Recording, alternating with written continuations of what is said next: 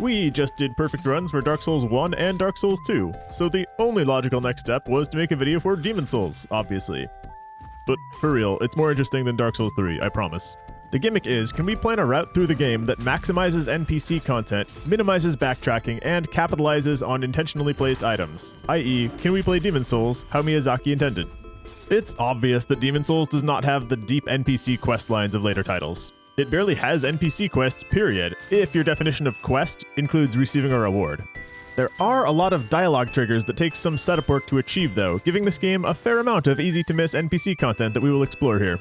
On the itemization front, Demon Souls is actually pretty deep, and there are some fascinating pathing puzzles to solve for the game to get all this content in an appropriate order. We're talking elemental resistances, status cures, etc.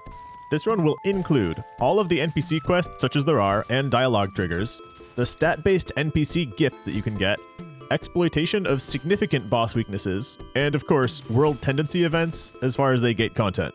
This run will not include ceramic coins, it's just not the video for it, nor will it include Mephistopheles, since her murder assignments do subtract from the whole experience. Our goal is to get all the NPC content that we can, and what she adds is not quite worth what she removes.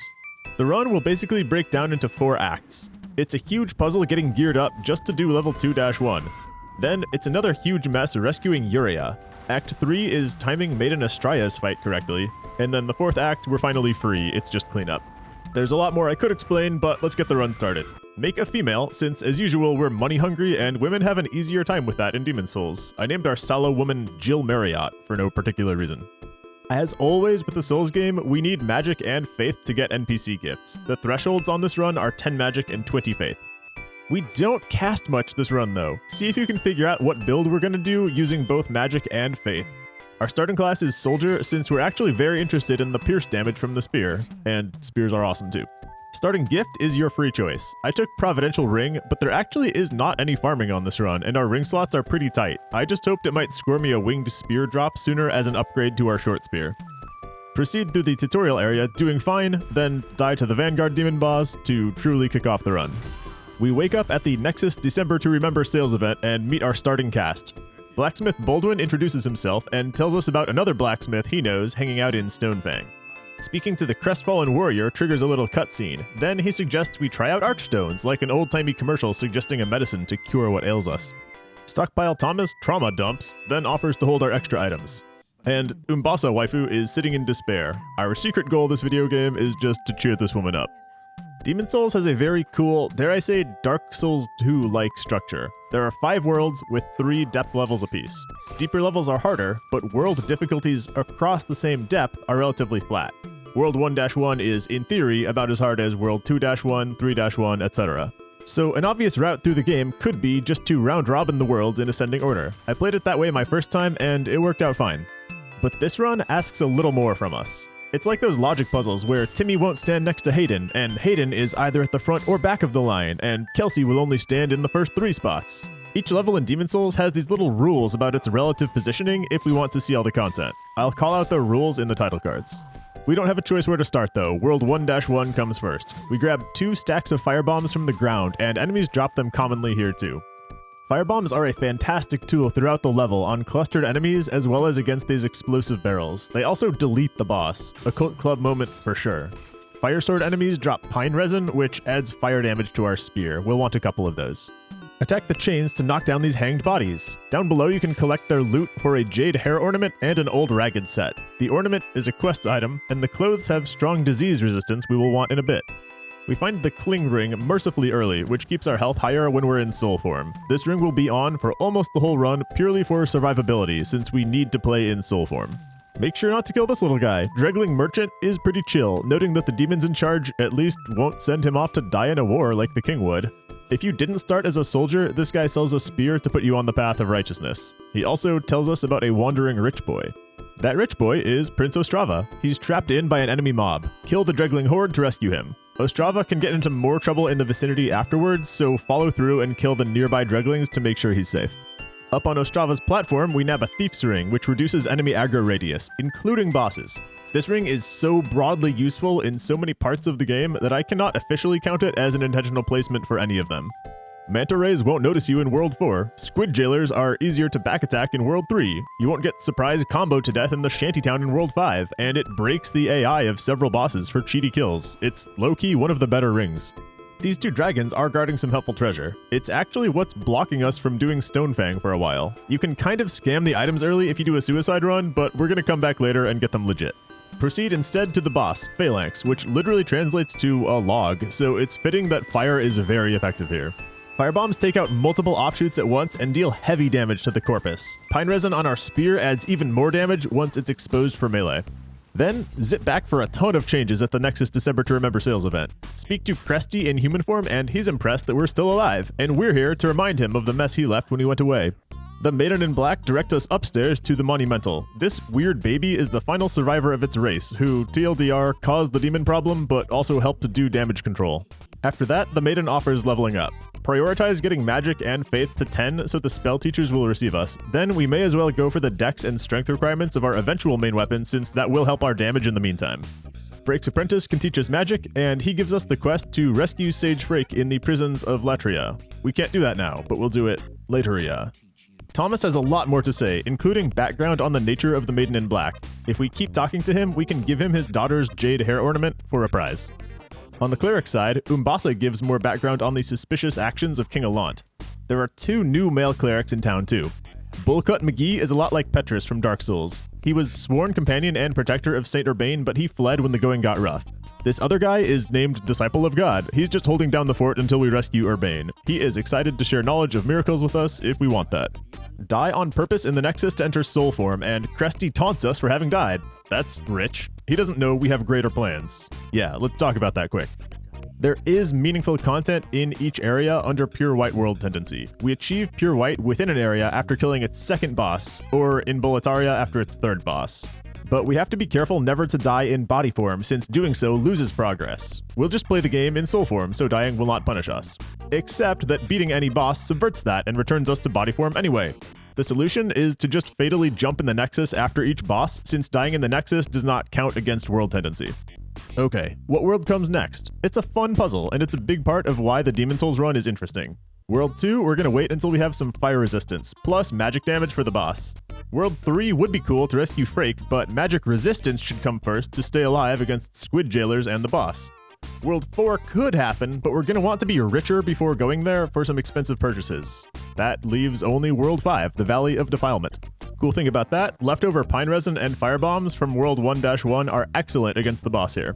There's a Ring of Magical Dullness down here, which increases magic defense by 20%, unlocking World 3 in the eyes of this run. Collect the Blessed Mace +1 in the area too. Blessed weapons slowly regenerate hit points, so you'll see this in my offhand for much of the run. It's a nice tool to offset poison as well if you're caught without a curative. I know some criticize the lack of early healing items in Demon Souls, but this game actually does give you some decent support between this mace, the heal miracle, and the Regenerator's Ring available in 4-1. These Plague Tale Innocence rats can inflict you with a nasty status effect, but we're protected because we're wearing the old ragged set we picked up in 1-1. Then meet the Filthy Woman. That's her formal name, Filthy Woman. She sells a war pick as a piercing option if spears are not to your taste. The boss for this area is Leechmonger. It's tremendously weak to fire, so much so that we can play pretty sloppy and still skate through the fight. There's not much different now at the Nexus December to Remember sales event, just some dialogue from Cresty and from Umbasa for having beat another boss. But now we own a magic defense ring, so we can take on the Prison of Hope. This ring gives you extra protection from being one-shot by squid jailers, and it lets you soak up more accidental hits during the boss fight. Another fun fact, squid jailers have a pretty low pierce damage resistance, so our spear performs quite well here. This level has a lot of intrinsic treasure too though. Noble lotuses are spread throughout, which are nice to have on hand if you screw up opening the poison-trapped Iron Maidens. Demon Souls is pretty generous with these curative items. There's a black leather set too for further poison defense, and it has strong defense to weight ratio while we're still at base endurance. Yeah, regarding stats, let's reveal the build now. Since the run wanted magic and faith for content, I hunted for a reason someone might raise both stats in this game, and I came up with the Blue Blood Sword. It requires 18 strength, dex, magic, and faith just to wield, then its damage scales with luck. Finding time to invest in vitality and endurance will be rough, but it does nicely keep us from wasting any stats except for points 19 and 20 of faith. Sadly, we will not get that sword for quite a while, so treat your spear well. The former noble's wife feels like a counterpart to the filthy woman, sort of. She's a vendor, and she fills in the Latria lore. Then meet Sage Frake, who's a bit of an incel right now. He needs some enrichment time outside of his enclosure. Meet Lord Rydell, who might be kind of related to or friends with the king, but it's not really fleshed out, much like Rydell himself. And make sure to grab the silver bracelets from this corpse. They're a female-only armor piece that boosts souls gained. Latria has closed its wage gap. We'll keep those on for the rest of the run because of the expensive, questionable stat investments that our build needs. Outside the prison, meet this humble servant who pretends he's totally not doing demon things. Hey, stop that. Then, quick before the boss, grab the key to Frake's cell and backtrack to rescue him. The backtrack only gets worse if we wait, I promise. Stick on the Ring of Magical Dullness now if you haven't. The freedom to take more hits during the Fool's Idol fight is a luxury. And am I the only one who can't unsee Anko from Naruto here, by the way? She has a big fire weakness, so just give her a resin. Just a little bit's enough. Just a second. She's not broken, just bent. And she can learn to love again. Back at the Nexus, you're gonna hate if I keep saying that. Cresty tells us about the rivalry between the clerics and magicians and wishes everyone could just get along. Umbasa tells us about her grandfather who collected rocks in the Stonefang mines. I kind of like that we haven't yet gone to Stonefang until she tells us about that. The apprentice's quest, if you can call it that, is done because we've now retrieved Frake, but all he gives us is some dialogue. He returns to being a jerk immediately after. Frake himself has a lot to say. Plot-wise, he reveals both the king and Maiden Astraea have become demons, and he sounds like he admires that in a concerning way. Thomas has more to say too, now that we have a growing group of Walking Dead saints and sinners in the Nexus. Nothing is blocking us from doing the Shrine of Storms anymore, so let's head to World 4-1. We'll want 10k in cash soon, but even if you've spent it all on levels, the bracelets will help us earn it back pretty quick. Our Blessed Mace is very good at crushing skeleton bones here. Don't even try a piercing weapon, your spear slides right between their ribs. Skeletons are worth a good chunk of souls because the bones are the skeleton's money. In our world, bones equal dollars. That's why they're coming out tonight, to get the bones from you. They also drop soul remains, which are useful in this very area, to lure the elite orange eye skeletons to open them up for back attacks, or just to break up multi-skeleton ambushes. Grab a copper key and free Grave Robber J. Blige. Don't need no hateration in this dancery. Buy out his precious 2 sticky white slime, the magic version of pine resin. And if you haven't received a bow drop from the skeletons yet, you can buy one from Blige or pick one up as treasure in this level. Then buy an armload of cheap arrows. This game asks a lot of questions where the answer is a face full of arrows. All these manta rays in the sky are very easy to kill with bows. Just aim a shot when they pause to shoot you. Definite Occult Club moment how they give you an easy bow and arrow access right before needing them. I also love how shooting the manta rays encourages you to put a bow on your hotbar right before the boss, so you're prepared to exploit the boss's weakness. Judge Adjudicator has a small fire weakness, but physical damage is the real secret. The small bird on its head takes immense damage from bow shot, making this fight pretty easy if you're using arrows. After this boss, there is some important context-sensitive dialogue at the Nexus December to Remember sales event. Since Saint Urbane and Patches are both in 4-2, we get more info on them, having just done 4-1. Bullcut McGee warns us about the criminal Patches the hyena, whose treachery is the reason Bullcut abandoned Urbane. While Bullcut fled, Disciple is fearless and says he will set out soon to rescue Urbane. Disciple doesn't actually disappear until we bring back Urbane, though. I still want us to have fire resistance before taking on World 2, so we're gonna break the round robining now and head instead to do World 1-2 instead of 2-1. Ostrava is again near the beginning, and he needs saving again. He's sort of a proto-Sigmire. Comrade Dregling Merchant is also here. His dialogue doesn't really expand through the game, but his stock does. Then, it's a good thing we got that bow practice in Shrine of Storms, cause we have to shoot down this dragon. I already said how most worlds need 2 boss kills to achieve pure white world tendency, but how Boletaria needs 3. That's a shame, since we can't even make it to the 3rd boss, Penetrator, without killing a Depth 3 Archdemon boss elsewhere first. However, the Red Dragon elite enemy in 1-2 gives boss credit toward pure white. Using poison will make this go by a lot faster. I had cashed in my Leechmonger soul for Poison Cloud spell, but Kunai from Blige or Rotten Arrows from Filthy Woman also do the trick. A couple minutes later, the dragon goes down. Then get the poison back out for Tower Knight. He's got a big magic weakness, so pop one of our precious sticky whites. I did not really expect the magic weakness from him given the magic beams he can shoot out, but hey. Back at the Nexus December to Remember sales event, Ostrava has finally joined us. Homeboy tells us the legend of the swords Demon Brant and Soul Brant, and the old King Doran who guards one of them. Cresty has minor flavor dialogue too. I think his body was somewhere in 1-2, and faced with that reality, he begins to go mad. Stockpile Thomas continues to be impressed that we're killing demons and doing our job. If I got that kind of appreciation in corporate, I would probably not be seeking it through YouTube videos. Which, if you would kindly like the video and subscribe, you would do me a great service. I love making these videos for y'all, and these interactions help me get eyes on the channel. We recently hit 5K, which is so small in the YouTube ecosystem, but it's a huge milestone for me. It's a perk of being small still, I guess. I especially want to express gratitude for the people who show up video after video with words of encouragement. You know who you are. I read every comment, and the ones like this give me so much power to continue when I'm doubting myself or when I'm having a slow week. To be a little vulnerable, that kind of encouragement isn't really something I ever received before in my life through school, college, or jobs, from parents, teachers, or bosses. I really feel in my lane when I'm making videos here, and everyone in this little community is so welcome. Even the guy who told me to stop singing. I'm gonna keep doing my best to share back that positivity. Thank you, and let's keep going. We have some errands now that Boletaria is in pure white world tendency, so head back to 1-1. This gate is now open for a tough Executioner Meralda encounter. This is mostly just for fun though. The real reason we wanted pure white is for the Dragon Roost to be abandoned. Do not warp anywhere after killing Meralda or the tendency will update back to neutral. Just continue on foot to where the dragons were being chilling to find them gone. We can safely loot the area now.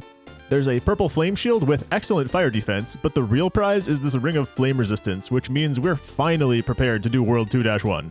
Act 1, the puzzle of fire resistance, is concluded. So enter 2-1 and meet Filthy Man, the vendor, who tells us about a crystal lizard nest he's found. If you kind of consider this a quest, we do find that nest later. There are 2 fat officials in 2-1 and 1 in 2-2 who drop pieces of the official's armor set. Make sure to loot these guys as you go, because we need them for a disguise later. Soon we meet Ed the blacksmith, who has no time for small talk, only smithing. Enemies here drop good quantities of stones, so have Ed upgrade our spear and bow as much as possible. Our only specific goal though is to get our bow to +7. You can grab a poison resist ring after cooling the lava down. Now you may already have a copy of this from doing the pure white area of 1-1, but this is the guaranteed backup if you had screwed up world tendency. Now, why have I been so obsessed with spears? Aside from their good reach and easy handling in tight spots and their sweet jumping R2, of course.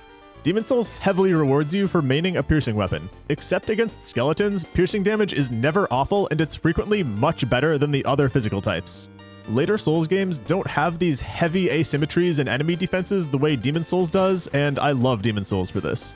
Pierce dismantles the stone-skinned miners here. It's also strong against the crystal lizards littering the whole area, and it's very strong against the boss. Sticky white slime adds some decent damage against Armor Spider, but the real tech here is just piercing damage.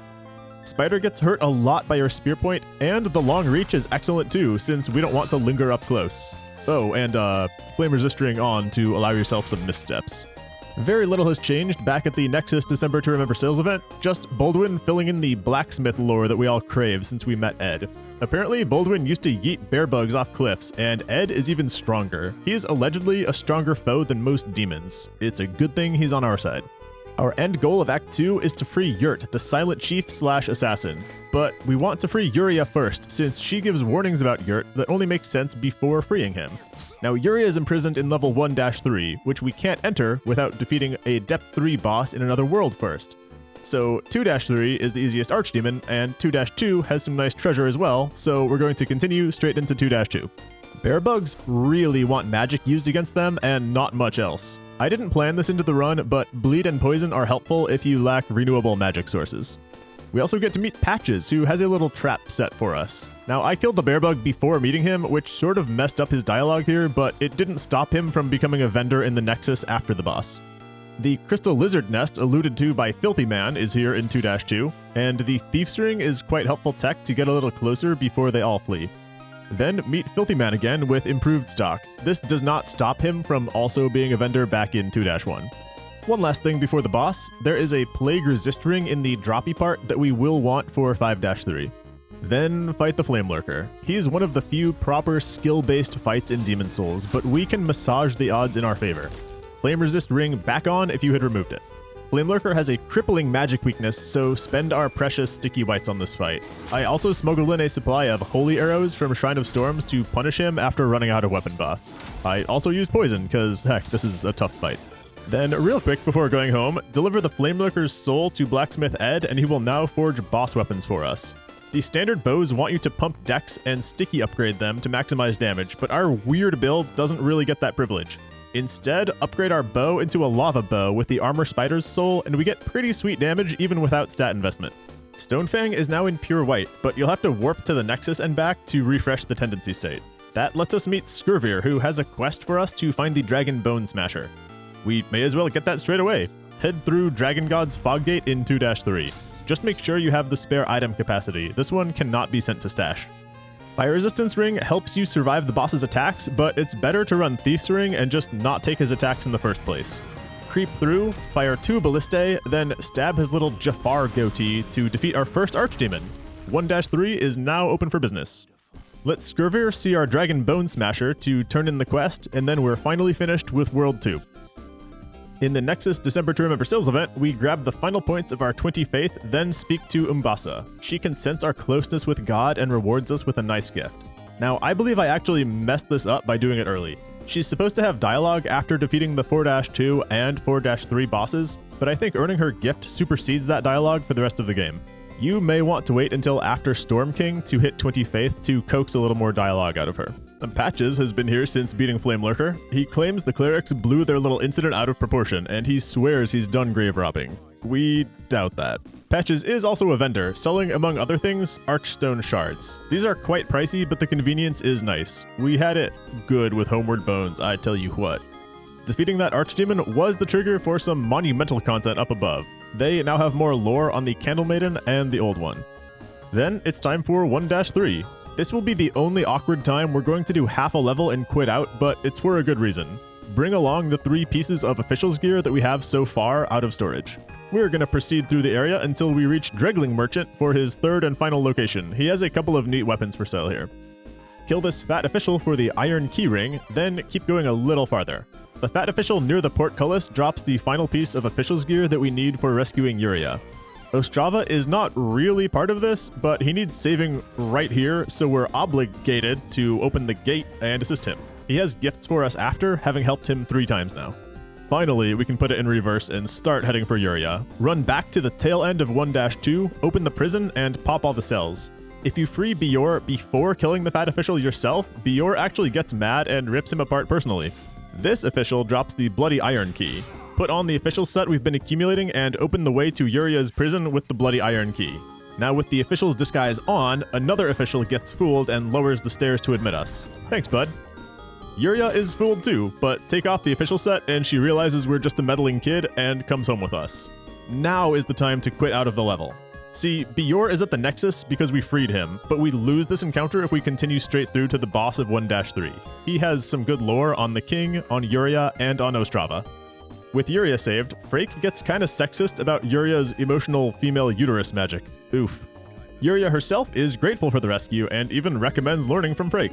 Then we get the key dialogue we were looking for. Yuria warns us to stay away from Yurt the Silent Chief. I wanted this run to hear her warning before encountering Yurt so that it would make sense. And having achieved that, we're on to the 3rd act, Maiden Astraea. The stakes are just rescuing Saint Urbane before meeting Astraea for his comments about her to make sense, and some items we want before entering the swamps. Let's start with the Sodden Ring. World 3-2, Upper Latria is up. Per Latria. Yurt is coming out of his cage and he's been doing just fine. Gotta be down. After that, the run doesn't need anything else in 3-2. There's an optional Ring of Avarice down where we drop the Bug Heart too. When our ring slots aren't otherwise spoken for, this is a nice one to keep on for the extra soul gain.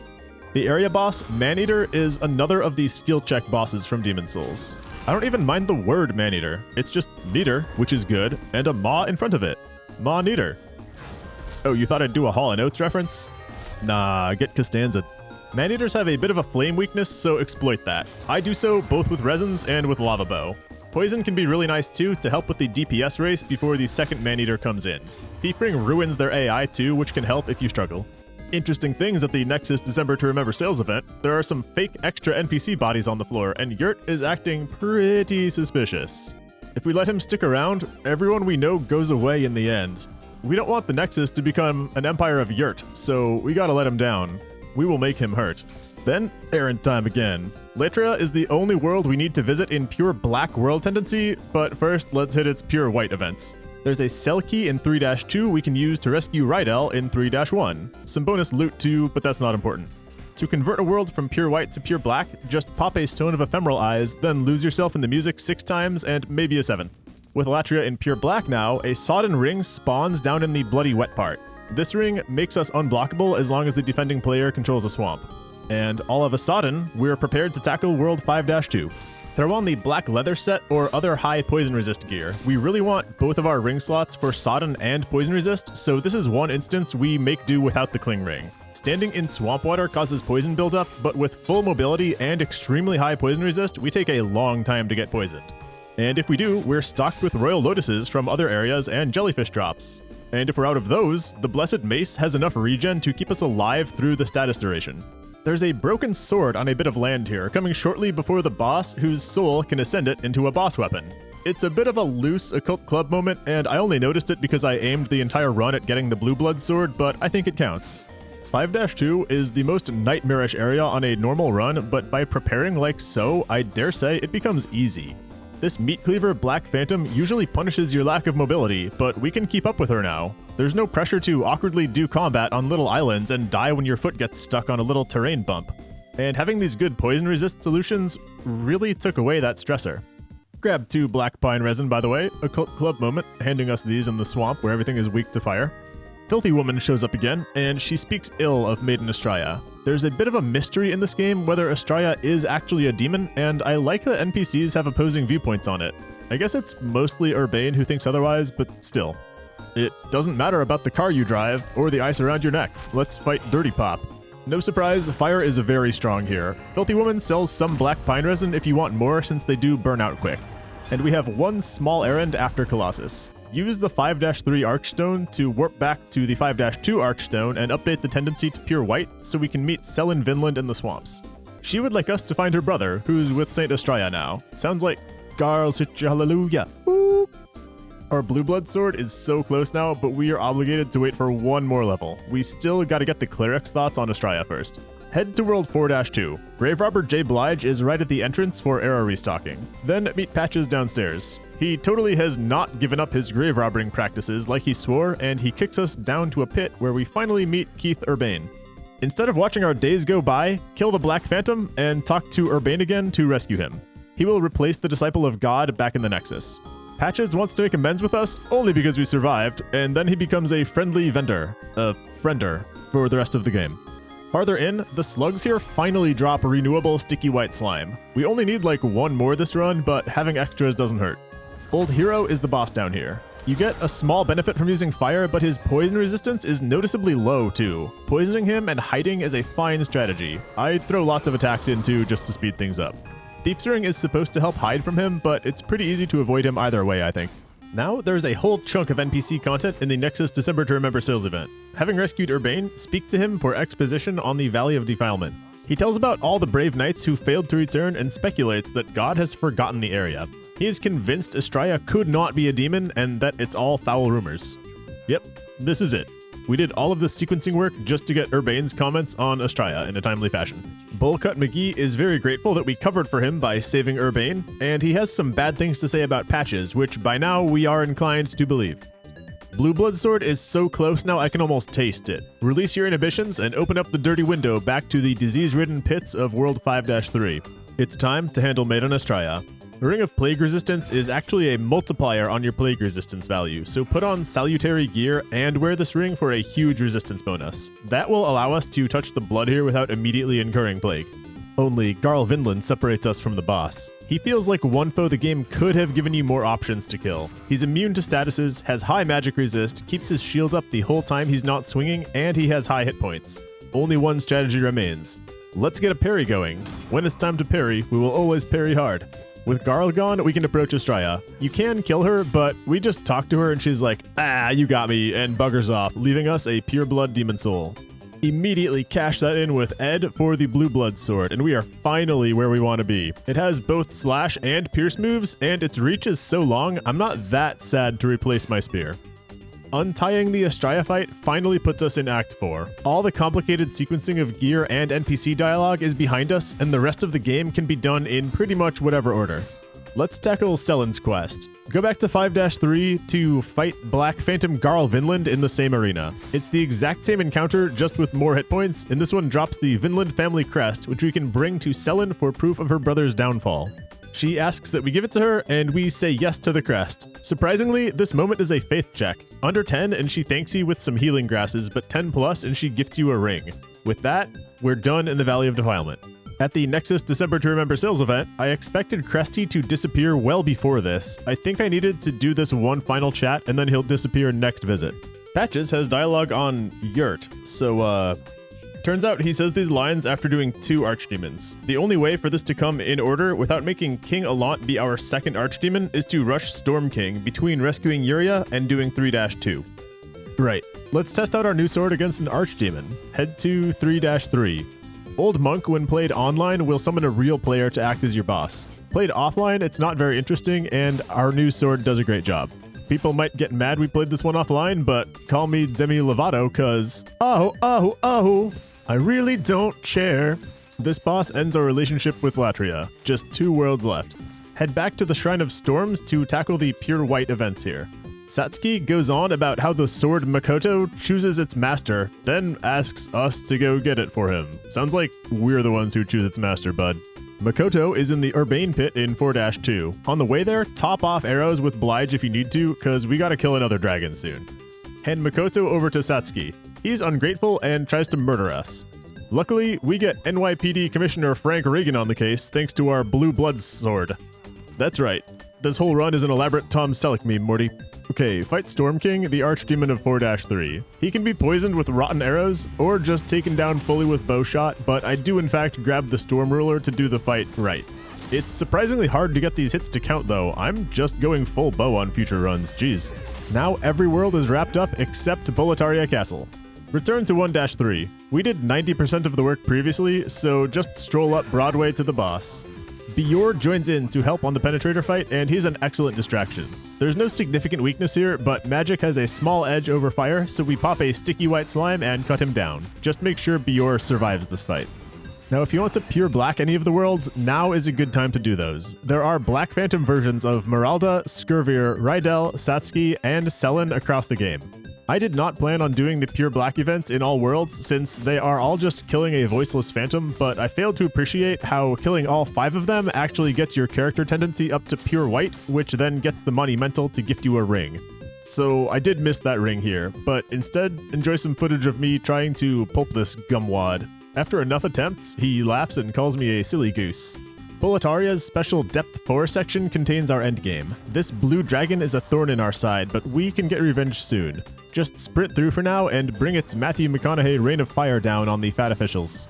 Because Bior survived the Penetrator boss, he tries to help us here to kill this dragon. Help being a very strong word. Poison it if you want using kunai or arrows, then keep on shooting till he stops spitting fire and closes his SoundCloud account. We get like 1 line of dialogue from Bior, then that is his quest complete. Thanks, dude. Ostrava's final encounter is just a few steps further. He gives us this mausoleum key that we'll use in a minute. Then Black Phantom Ostrava attacks just beyond that. The Blue Blood sword is really good at stopping charging enemies. Wow. Then it's our penultimate boss, King Allant. I kind of wish he monologued first. They really builds up this cool imposter demon king and he just goes rawr and swings at you. Pierce is heavily advantaged in this fight. I don't know why in lore, but we're sticking to R2s from our Blue Blood sword for much better damage. Having a bow is rewarded too because 1 arrow easily knocks him out of his blast attack that he charges up. I really like this fight. Echoes of the True King's voice address us after the fight, then all that remains is the finale. And 2 errands. Did you know that Dregling Merchant sells Bior's set now that we saw him through that blue dragon kill? I normally wouldn't call out a vendor inventory update, except this one is so specific it feels worth celebrating. It would be a lot more special if you couldn't get another copy of his set in the Pure White World 1-1 that we already did. Then go to World 1-1 and lie in the grass next to the mausoleum. Old King Doran is hanging out here and he gifts us Demon Brant after we attack him for a bit to show our strength. take one final trip to the Nexus December to Remember sales event, where all the archdemons have been slain and the seal is open. Let's get some closing comments from the magic users. Urbane hears the howl of the Old One and creepily says it reminds him of a hungry child. Yuria gets defensive about demon magic, saying it's all she knew from a young age, but still has the audacity to warn us about Frake. And it's a valid warning. Getting these dialogues is key to understanding the endings of Demon Souls. Frake has gone down a dark path. He wants us to kill the Candle Maiden, so we can take the Old One's energy instead of sealing it away. We get to make the choice whether we give in to the call of power like Frake wants us to, or put the Old One to sleep and save the world from the Soul Arts. Alright, down the pit with the Maiden, then enter the Old One's mouth. Actual factual King Alant welcomes us, but we decline his hospitality and destroy him with Tom Selluck. Grab Soulbrant after the fight, then make our choice about the finale. We have been a good girl this whole time, so we're going to moonwalk out of here and allow the Maiden to put the demon to sleep. Demon Souls is done. Scrambling up this run how we did to nab helpful items has been a mixed experience. On one hand, it was pretty neat figuring out that we could kill the dragon in 1-2 to pure white Bulletaria for the flame resistance ring before setting foot in 2-1. On the other hand, did the benefit of a little fire resistance really outweigh the difficult route we took to acquire it? Other items were more clearly helpful. Having magical dullness during the Fool's Idol boss fight was good, and having the sodden and poison resist rings for the swamps of 5-2 was a complete transformation from miserable to pleasant. The NPC routes are a lot harder to advocate for. You won't really lock yourself out of quests the way you can in Dark Souls games, but there's a fair amount of dialogue that only makes sense if you hear it in the right order. It's up to you whether you care about that. Yuria's warning about Yurt means nothing if we've already brought him home. The cleric's worry over Astraea being a demon doesn't matter if we've already executed her. Bullcut McGee's warning about Patches is awkward if he's already chilling in the Nexus as a vendor. Ultimately, because the Demon Souls NPC interactions are mostly interesting dialogue instead of rigid quest chains, it feels less rewarding to play a careful Demon Souls run. I feel like most people's first reaction to a Demon Souls NPC content run would be, why? It's not that deep. And they're right, it's not deep. But I didn't want that attitude to make us all write off the whole game and miss some cool interactions that take some effort to set up. Thanks for coming along for this Demon Souls run. Frankly, I needed a shorter video game after making that crazy long Dark Souls 2 video. After this, the remaining Soulsborne games don't feel like they have as much complex content, but hey, proving that assumption wrong was exactly the moral of this video, so we can see how the others go. I'm already starting to plan out games beyond the Souls series to examine through a similar lens, and I have some ideas so far, but I'm open to suggestions if there's anything you would like to see a full run done for. Beyond that, look for written guides for this series on my Ko-Fi page linked in the description, and I stream once or twice a week if you want to join me live on Twitch. Thank you for watching. I will catch you on the flippity flip.